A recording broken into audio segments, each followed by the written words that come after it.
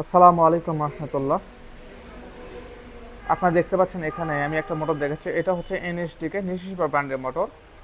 আজকে আমি এই মোটর সম্পর্কে কিছু তথ্য দেব, যেটা আজ পর্যন্ত আপনাদের হয়তো বা কেউ দেয় নাই। তো আপনারা জানেন 900 আরপিএম মোটর দেখতে কিন্তু অনেকটাই বড় হয় আর কি। তো এটার ওয়েট হচ্ছে 134 কেজি, এরকম মেবি হবে।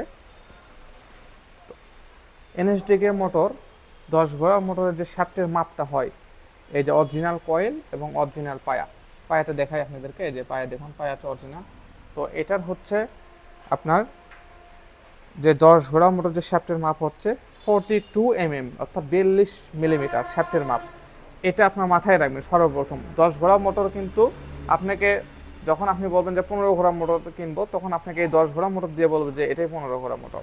তো এই ধরনের যারা ফেসিং প্রবলেমের মধ্যে অলরেডি হয়েছেন আর কি, বা এই ভোগান্তির মধ্যে আপনার যারা রয়েছেন, বা নতুন যারা কিনবেন আর কি, তাদেরকে আমি আগে সতর্ক করে দিচ্ছি। সেটা হচ্ছে আপনারা কিনবেন, দেখে কিনবেন। সেটা হচ্ছে 10 ঘোড়া মোটরের ওয়েট হবে মিনিমাম 130 কেজি বা 125 থেকে 140 কেজির মধ্যে হবে, এবং 15 ঘোড়া মোটরের ওয়েট হবে 150-55 এরকম মেবি।